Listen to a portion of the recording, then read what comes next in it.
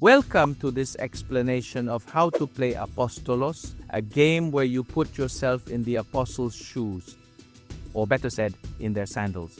It is indeed true that we previously uploaded a video on our YouTube channel explaining more directly how the game is played, which helps in understanding and promoting Apostolos. So we received a ton of emails from people and comments asking, hey, can you record a video that is a bit more step-by-step on how to play the game? And it's fine if the video ends up being a bit longer, as we don't really enjoy reading the rules that much. And I totally agree. I also feel a bit lazy about reading game rules because when we open the box, we already want to start playing. And with a video, it's easier to understand. Therefore, without any further preamble, let's learn how to play Apostolos. In Apostolos, your grand objective is to build the 7 churches mentioned in the book of Revelation. So how do I do this? Let's calmly understand how to achieve your goal. But first, let's do the setup of the game. The first thing is to separate the general construction cards, which are these. The cards representing the 7 churches from the book of Revelation, identifiable by the slightly darker verse, and the character cards, which are larger. Here we have the influence coins, which should be right in the center of the table, so it is easier for everyone to reach them. This is the key of the kingdom, which indicates who is the first player and who will act as a sort of narrator for the game. And this is the decision coin, which is the coin that will determine if you will be able to use the strength or the weakness of your apostle. So, how do we assemble the game setup? First, deal 1 card from the 7 churches of Revelation to each player. Let's say we are playing with 4 players. And 5 general construction cards are also dealt out to each of the players. It is that simple. So each player starts the game with 6 cards. And here we have the whole game ready to start. Who starts? The oldest player begins, followed by those who will choose Peter to attempt to utilize his most positive attribute and become the first player. Since I am the oldest person at the table, I will start. And to begin the game, you are going to take the character cards without looking at them, shuffle them, and blindly draw one of them and place it here. Only the first player knows what this card is because it's obvious. There are 8 cards, so you just have to look at the number. Then I will choose one of those cards to be able to make my move. I will choose this one, and after choosing my card, I will pass to the next player, who will also choose a card, pass to the next player, who will choose a card, who passes to the next player, who also chooses a card, and so on. The remaining cards stay here. If you are playing with 5 or 6 players, the final player should take this card so they can also view it and make a better decision. With 2 or 3 players, after each player has made their initial selection once, we continue, and each player chooses their second card, so each player play with 2 cards. And now that every player has their general construction cards, the Revelation Churches cards, and their character cards, we are ready to begin playing. As the game starts, the player who holds the key of the kingdom will now be a narrator. They will start by calling out the name of the characters, not the player's name. So I will call out the first character, Peter. Has anyone selected Peter? No, no one has chosen Peter. I will call the second character, John. Did anyone here choose John? No, not him either. So number 3, who is Mary? In this instance, I have selected Mary. And the very first thing I must do now is determine if I can utilize her positive or her negative quality. And how is that done? By flipping the decision coin. So I am going to flip the coin, and I know some people struggle with flipping it, so some are flipping it like this. Try your best way to do it, but you just need to place it like this and flip it. And there you go, done. I successfully flipped the positive side up. Look that. And I really love this feature on the cards that you can see. I will now turn her positive side towards myself. And you see that I am going to get an extra coin. Spectacular. Now, if this bad part, the red side fell off, then I would also have to turn it, and I really like this because the name always remains the same. Look, this is really cool to me. And here I would try to seduce another player now. Since I got the good side, I'll explain the good part first. I get an extra coin because I got the good side. In each round, when you start the round, you will receive 2 coins. All players in every single round will collect 2 coins. However, you can choose not to receive the 2 coins and instead draw 2 new construction cards. Or you can take one of the cards from the Revelation Church's cards. So you choose to get 2 coins, 2 general construction cards, or 1 Revelation Church card. Generally, there are other ways to get cards. Therefore, it is always preferable to take more coins. In my situation, I earned the 2 coins from my turn, plus an extra 1 because I achieved the positive outcome. And now, what is my next action? I will look at my hand of cards. Can any of these cards be constructed? Yes, I can. I am going to build a little church, the one that is cheaper, for only 2 coins. I build it, and that's it.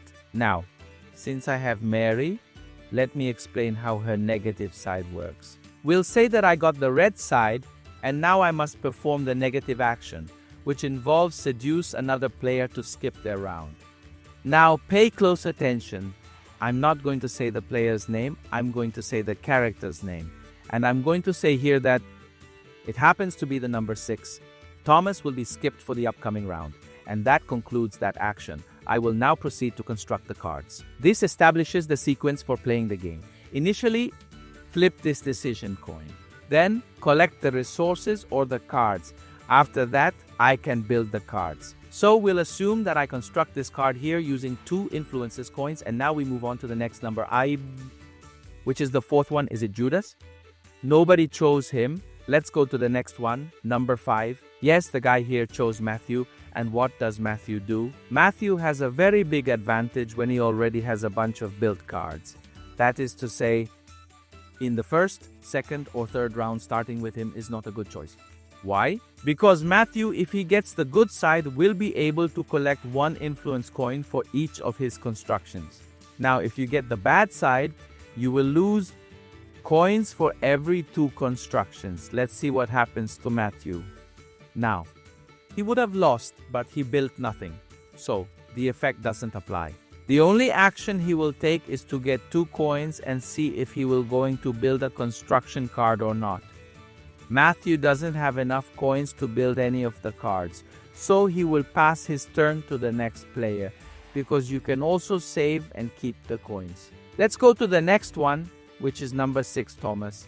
Now we reveal and see that Thomas is here. Do you recall when I activated the negative effect from Mary, who had successfully seduced the character? So, if that had just happened, like in that example, Thomas would have to say, hey, I was seduced and I can't play. He doesn't earn coins, he earns nothing. Skips his turn. That's it. Unfortunately, these are the bad parts we all deal with daily. Now, let's assume that didn't happen, that I was utilizing Mary's good side because I had successfully drawn the positive outcome on the coin toss. Consequently, Thomas benefits from a positive effect, allowing him to swap cards. Let's assume that Thomas, we have been engaged in the game for some time, only holds 2 cards in his hand. Meanwhile, my hand is completely full of cards. So he gets the good part, enabling him to exchange cards with me. This means he gains greater potential for construction. So that is quite appealing. Even if he doesn't have any cards in his hand, he just has to say, look, I want your cards. And that's it. He keeps your cards. Now, if Thomas's bad side comes up, then yes, unfortunately, he will have to lose his cards. Because this generates a more skeptical individual. Thus, he will lose one of his cards. We proceed with the game. What is the following number? 7. Did anyone choose 7, Paul? Yes, someone chose Paul. Now, a super important detail. Paul has an amazing strength because if you draw the good side, you will be able to take 2 extra construction cards. And furthermore, perform 2 constructions. He is the sole player permitted to build twice during his turn. All other characters are limited to just 1 construction action. Paul is the only one. In other words, it's really cool to get Paul's card. Let's see if we get the good or bad side. Unfortunately, I got the bad side. The good side I have already mentioned. Now, what is the bad side? The bad side is that now Paul transforms into a pursuer, and he will pursue the players who are adjacent to him, seizing one of their cards. By doing this, you will, in a certain manner, disrupt the other players, because he is in a way preventing them from fulfilling their mission too. Look, I have already explained 4 of the 8 apostles. It's true the name stayed Apostolos because that's how it is from Greek. It's Apostolos, not apostles. Now we explain the remaining cards. Let's go for the calmest one of all, which is Peter. With Peter, you can be the rock. That is, be the player who is now hold the key to the kingdom. And be the first player to choose in the round. Or, if you get the bad side, you will be a coward. That is, he refuses to play in this round. You will only collect the 2 influence coins and that's it. So, that's really cool. Because you choose a player wanting to do something, but you might not always succeed. It's like Romans chapter 7. And a super important detail in this game. You are permitted to pay 1 influence coin a maximum of 3 times throughout the duration of the game to flip the coin again. Because let's say you chose Peter because you wanted to be the first player, but you got the bad side, so I pay 1 coin to flip it again. That doesn't mean the good side will come out, the bad side can come out again, but those are things of the game. Let's go to card number 2, which is John. What is his ability? What is his quality on John's card? It is that his constructions are protected against the Son of Thunder, and soon we will see who this is, who is going to in some way further mess up the game. In other words, this guy cannot in any way destroy his constructions. And the bad side is that he is a little charitable. Do you remember that in each round when you start, you gain 2 coins? Consequently, John is required to donate these coins. Now, a super important point. In the second version, we have made an update to John's card because we realized that we could derive some benefit from the historical fact that John authored the book of Revelation. And for that reason, we changed the effect for when you get the good side. You will receive an extra card from the Revelation Church's cards. So you can choose, but you have to talk to people before starting. Whether you will use this effect or the new effect we are now implementing in the new version of the game. Next card is the Judas card. We all know this one very well. With Judas, this player will collect 1 coin from each player beside them, right to left, if they get the good part. And the bad side of Judas is that they will lose all their coins and return them to the bank. Here, there is also another note, an important point. If you wish, we have also updated the good part, the good quality of Judas, who is a being, a manager, who will not only collect 1 coin from the players who are to their right, to their left, but from all the players, meaning you can choose to play with this version or with the second version. And the last card I have left is from James. James, you must be very careful with this card because you are going to take a risk with it. Because it is possible that you become a facilitator, and in doing so, you will exchange the construction of a church, perhaps a small group or a synagogue, which we will examine shortly. Or a Revelation church. Remember, you have to build 7. In other words, this card gives you a giant hand, but you might get the bad part of being James, and consequently becoming the Son of Thunder. What does it mean to be the Son of Thunder? It means destroying another player's established structure, unfortunately. And this reality persists even in the present day, where we as Christians share the same mission, the Great Commission to preach the gospel. But even so, sometimes, unintentionally or not, we start doing things we are not proud of and we upset other churches, unfortunately. So this is what we are going to experience right with James. So how is the process to destroy other churches, other structures? You have to pay the identical cost, let's say, of my small church here, which was 2 coins. You have to pay 2 coins from your personal coins, and it will destroy my card. Now, be attentive, you are prohibited from destroying the Revelation Church cards, but any other card is eligible for destruction. But Vinny, I do not have enough coins to do this destruction. So unfortunately, you will lose a card. Lose. So choose this card and all the others with great wisdom. Now that we know the capabilities, the strengths, and the weaknesses of our apostles, Let's talk a little bit about the cards. You have to understand them. There are 7 cards of the Revelation churches that don't have any effect, but there are other cards that will help you fulfill your mission. The first ones are the small group cards.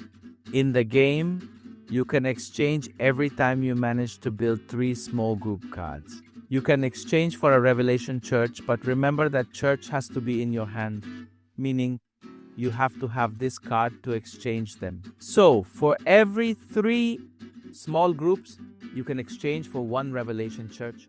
For every 2 synagogues, you can trade for 1 Revelation church, and for every regular church, you can also exchange for a Revelation church. Here you will have to pay 2 coins.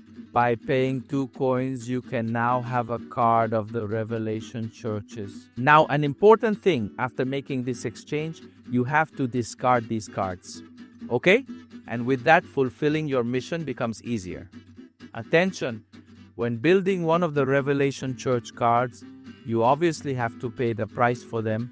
You will receive 1 extra general card, along with 1 extra influence coin.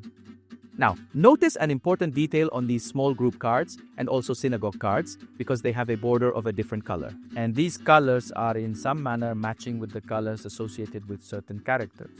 This means that if you build a card with a border of a color like this, in the next round when you choose the character, if you get the good part, you will be able to collect 1 extra coin for each of the constructions with this border of this color. This means that if I select Peter, I will now gain 2 extra influence coins.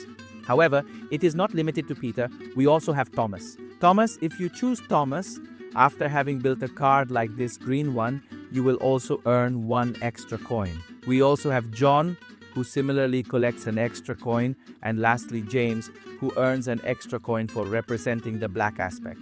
And there are not only small group cards, synagogues or churches, there are also special cards that will help you fulfill your mission. I will not detail them one by one because also the video would become super long and super boring, but I will give you some examples of these cards that have the red border. Let's go for example with Breaking Bread. Using this card, you are able to trade any Revelation Church card in your hand with another player that can't refuse it. So let's say you unfortunately have 2 Ephesus cards, or you must have the 7 different ones. So with this card, you can force this player to trade with you, and you can use this effect twice.